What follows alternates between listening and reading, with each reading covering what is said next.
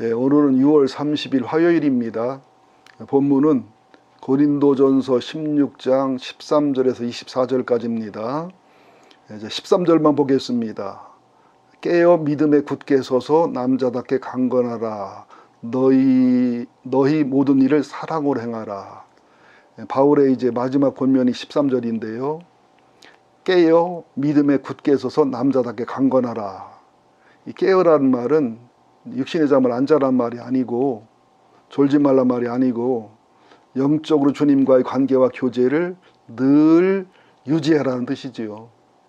또 그러기도 하고 깨어라는 말은 하나님을 사랑하거나 천국을 사모하는 마음을 쉽게 잃어버리게 됩니다. 왜냐하면 우리는 보이는 데 약해요. 만져지는 데 약하기 때문에 기도하고 예배드리고 그래서 우리는 의지적으로 기도하고 의지적으로 예배드리고 의지적으로 성경 찬송 듣고 목사인 저도요 하루 종일 성경 연구하고 하루 종일 세미나 듣고 또 설교 대표 듣고 하다 보면 어떤 때는 좀 힘들 때가 있어요. 지루하고 힘들 때가 있어요. 그럴 때는 이제 좋은 영화 한 편을 보거나 좋은 경건서적을 보거나 좀 쉬거나 해서 이게 릴렉스하긴 하지만은 깨어있다는 게 굉장히 중요하거든요. 이게 이해가 안 되면 고속도로에서 1분만 자면 어떻게 되죠? 고속도로에서 30초만 자면 어떻게 되죠? 천당 직통이죠, 그냥. 그거와 같다, 이런 뜻이거든요. 그러면서 남자다, 마음을 굳게 하라는 게, 우리 마음이 약해요. 너나 할 것 없이. 마음을 굳게 하기를 기도해야 되고, 성령님이 내 속사람 강건하게 해달라고 끊임없이 기도해야 되고요. 남자답게 강건하다는 것이, 많은 남자분들이 보면, 육신적으로, 남성적으로는 강건한데, 영적으로 허약한 사람이 너무 많아요.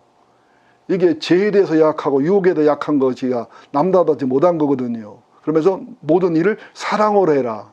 바울의 마지막 권면은 뭐냐? 깨어 있어라. 믿음에 굳게 서서 믿음의 뿌리를 내려라.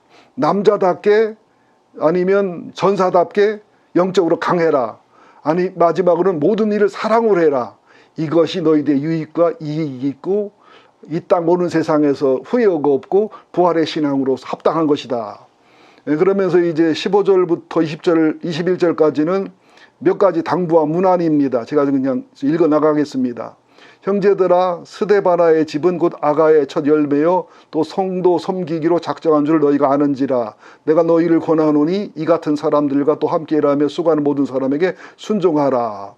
스데바나가 누구냐면 고린도 교회의 분쟁과 문제점을 정확하게 편지를 써서 바울에게 보고한 사람입니다.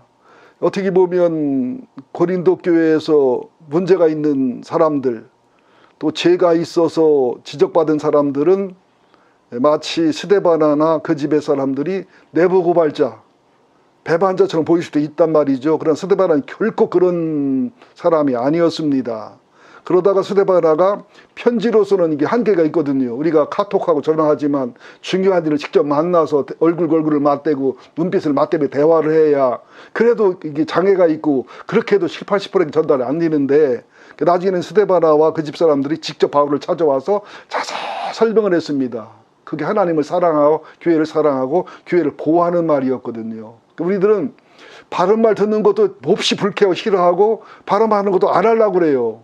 사람들의 말을 듣고서 다 믿었다가는 큰일 날 때가 굉장히 많습니다. 그래서 칭찬에 연약하면 이게 사람이 바보가 되는 수가 있고요. 비난에 연약하면 골병 드는 수가 있더라고요. 칭찬과 비난에 자유를 해야 되는데요. 참 우리는 이게 참 영적으로 문제 있는 겁니다. 사랑하면 바른 말 해줘야 돼요. 사람은요, 나는 모르지만 남이 하는 부분이 있어요. 절대 나는 모르지만 남은 하는 부분이 있고요. 또 나도 너도 모르고 하나님만 아는 부분이 있습니다. 그렇기 때문에 사람들은 반드시 기도해서 나도 너도 모르고 하나님 아는 부분을 하나님과 대화 속에 터득해야 되고 또 사람과 교제와 대화에서 친밀한 관계를 맺어서 어떤 그 책망을 해도 어떤 비난을 해도 들을 수 있는 여유, 이게 영성이거든요. 알렉산더 같은 대왕도 친한 친구, 세계를 정복하는 1등 공신 친구가 바른 말하고 직언한다고 창을 던져 죽여놓고서 오열하고 통곡을 했거든요. 우리는 이런 실수를 많이 범하고요. 선지자들 치고서 온전하게 살다 온전히 죽은 사람이 거의 없습니다. 싫어하니까. 그래서 거짓 선지자나 거짓 제사장을 만드는 것은 백성들의 죄가 많다는 사실이죠. 선지자는 직언해주는 사람이고 제사장은 중보해주는 사람이라 성도님들이 제사장적인 목회를 좋아해요. 선지자적인 목회를 노골적으로 싫어합니다. 또 현대는 죄에 대한 소리를 했다는 큰일 나잖아요.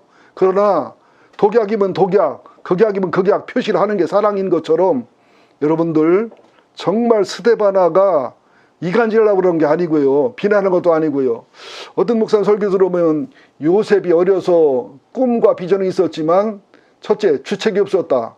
꿈 얘기, 비전 얘기를 또 형들 앞에, 어머니 앞에, 형들 앞에서 미움받았다. 그렇지만 잘 보세요, 성경을. 형들은 미워하고 증오했지만 아버지는 그 말을 마음에 두었다 그랬어요. 또 누구는 그래요. 요셉이 꿈과 비전이 있었지만 일러배기쟁이라, 이게 충청도 말입니다. 형들의 잘못을 이르고 형들의 잘못을 고자질한 못된 놈이었기 때문에 나중에 하나님이 감옥에 가서 개고생을 시켜서 연단시켰다 그러는데 일리가 있지만 진리는 아니라고 봅니다. 일러배기가 아니라 하나님을 사랑하고 아버지를 사랑하고 또 가정을 사랑하면 그 못되고 악한 짓을 일러서 얘기해서 고쳐야지요. 저는 그렇게 봅니다. 물론 덮어주건 덮어줘야 되지요. 사랑은 모든 것 참고 모든 것 믿고 견딘다는 말 속에는 지붕을 덮는다는 뜻이 있어요. 덮어주는 사랑이 있어야 되지만 때로는 덮은 걸 뱉게 할 때도 있단 말이죠. 또 진통제를 쓰거나 또 편안하게 해줄 때도 있지만 화상 같은 경우는 껍질을 계속 벗겨줘야 새살이 돋아나 새로운 사람이 되거든요. 그러니까 제가 목회를 해보고 설교해보면 육신적인 사랑, 자기 틀에 맞는 사랑은 다 환영하고 좋아하지만 영적인 사랑, 영원한 날에 연결되는 사랑, 정말 사랑을 주기도 힘들고 받기도 어려운 정말 피눈물 나는 사랑을 주는 것은 참 원수되기 딱 좋더라고요. 바울이 그랬잖아요. 너희가 나를 사랑해서 눈이라도 빼주려는 사랑하기 때문에 믿고서 바람만 했더니 바로 원수가 됐느냐. 여러분 이 말 믿으셔야 됩니다. 내게 듣기 가장 싫은 말, 내가 뒤집어지는 말이 정답이에요. 내가 억울하고 분한 말, 정말 성질나는 말이 하나님이 하고 싶은 말이었다는 것을 기억하셔서 매 많은 훈련, 맷집이 좋은 훈련을 하셔야 됩니다. 저도 맷집을 40년 길렀어도 아직 연약하고 부족한데요. 영적인 맷집, 징계가 없으면 하나님 아들이 아니거든요. 나는 지금 스데바나를 변명해 주려고 이렇게 여러 말씀을 드리는 겁니다. 내가 스데바나, 부두나도, 아가이고가 온 것을 기뻐하노니 그들이 너희의 부족한 것을 채웠음이라. 그러니까 참 재미난 현상이 있어요. 성도들을 A, B, C로 나누면 A는 뭐냐? 기도고 예배고 다 부족한 성도가 있어요. B는 누구냐? 간신히 기본하고 기본의 기본을 간신히 하는 성도가 있어요. C는 누구냐? 부족한 기도, 부족한 예배, 부족한 현실을 채우는 좀 과하게 하는 그런 성도가 있습니다. 이런 성도가 보통 20%라고 그러거든요. 우리 교회는 뭐 한 30%가 넘는 거로 보긴 하지만은 우리 교회도 더 훌륭하고 또 성숙한 교인이 많은 교회가 돼야 될 줄로 믿습니다. 그러면서 아시아 교회들이 너에게 무난하면서 아굴라와 브리스길라, 그죠? 고린도 교회를 개척한 개척 멤버, 바울에게 목이라도 내놓고 주님한테 목이라도 내놓은 동역자들이죠. 또 그 집에 있는 교회가 주 안에서 너에게 간절히 무난하고 모든 형제도 너에게 무난하니 너희가 거룩하기 맞춤으로 서로 무난하라. 나 바울은 친필 너에게 무난하노니. 이제 친필 편지만 바울이 썼고요. 나머지는 되게 대필했기 때문에 가이오나 또 한 사람이 썼는데요. 이건 친필로 이건 썼다는 거고요. 무난이란 말은 무슨 말이냐면 이게 단계가 있는데 첫째로 다가가는 게 무난이고요. 둘째 눈을 맞춰 인사하는 게 무난이고요. 안부를 묻는 게 무난이고요. 괴로움과 고통 속에 중보 기도해 주는 게 무난이고요. 그와 함께 동행하고 사랑과 교제를 나누는 게 무난인데 참 요새 교회는 그냥 뭐 큰 게도 아닌데도 그냥 서로 몰라요. 내 가는 길, 내 가는 길 따로 있고 소가 닭을 볼 때 닭이 아무리 이뻐도 소가 감동받겠어요? 소가 아무리 멋져도 또 닭이 또 뭐 은혜가 되고 감동이 되겠어요? 그런 것은 한 몸인 교회의 모습이 아니기 때문에 우리는 반드시 무난하는 사이가 돼야 될 줄로 믿습니다. 축복 기도를 마무리합니다. 만일 누구든지 주를 사랑하지 아니하면 저주를 받을지어다. 이렇게 흉측한 말로 마무리합니다. 세상에 축복의 기도를 하면서. 무슨 말이냐? 주님의 사랑을 모르는 것은 사람이 아니다는 거예요. 하나님의 사랑과 은혜와 기다를 모르는 것은 짐승이지 사람이 아니기 때문에 저주받아 마땅하다. 그러니까 죄를 져서 지옥 가는 게 아니라 하나님의 사랑을 안 믿고 예수의 십자가를 거부하고 예수의 그 사랑을 안 믿기 때문에 지옥 간다는 사실을 알아야 됩니다. 주 예수 그리스도의 은혜가 너희와 함께하고 나의 사랑이 그리스도 예수 안에서 너희 무리와 함께할지어다. 이렇게 마무리를 하고 있습니다. 아무쪼록 부활의 신앙 가지고 또 사랑의 신앙 가지고 무난한 신앙 가지고 또 하나님과 교회를 향해 바르게 다듬어가는 신앙 가지고 또 사랑하고 섬기는 신앙 가지고 믿음으로 승리하시기를 예수 이름으로 축원드립니다. 바울의 마지막 권면과 몇 가지 당부를 들었습니다. 바울의 축복 기도 속에 깜짝 놀랄 무서운 말이 있습니다. 누구든 주를 사랑하지 아니하면 저주를 받을지어다. 이것은 하나님의 사랑, 예수의 사랑, 성령의 사랑이 얼마나 큰 것인지, 천국과 지옥이 얼마나 실제인지를 말씀하는 것으로 깨닫고 알게 하여 주옵소서. 예수님의 이름으로 기도합니다. 아멘.